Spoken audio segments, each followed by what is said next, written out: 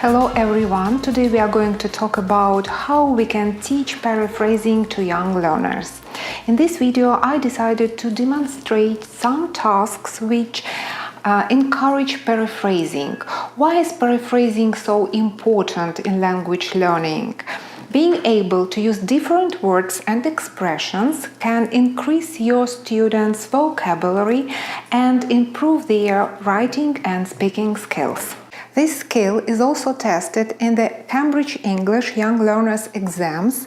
In listening part at all levels, students have to understand paraphrasing between what they hear in the conversation and what they read in the question paper. So how can we make paraphrasing a part of our young learners' classes? One great way how to involve our students is to get them using information about themselves or people they know to personalize the language. Another one is to use definitions and word lists, because it's very important to link new things you are teaching them to the things they already know, drawing out similarities and difficulties. Let's look at the different ways how we can teach paraphrasing to young learners. In this video, I decided to use a few Cambridge exam preparation activities taken from Fun for Flyers 4th edition students book. The instructions of the first activity offer our students to talk about their friends and family. This activity aims to activate students' background knowledge about the topic. Then we tell our students to look at the picture below and ask them some questions about the picture. Where are the people? How old are they? Do they know each other? Which of the people in the picture do you think is having a birthday party? This activity aims to prepare young learners to the next task, which is listening for specific information. Students listen to the audio at least 2 times. The first time they listen, they write the names of Holly's friends who came to the party. The second time they listen, they draw the lines connecting the names with the information Holly says about each person. Students listen and notice the paraphrasing between what Holly says with what they have in the exercise B. Then we ask our students if they notice that the words on the audio are similar but not identical to the words from exercise B, and ask them to remember some paraphrasing we have here. For example, what we have in the task is Harry is very funny, and what Holly said is Harry always makes me laugh on the school bus.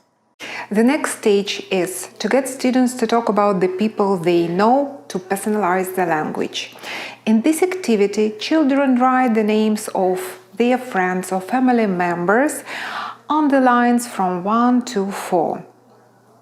After that, we start working on the paraphrasing. We encourage students to ask each other questions.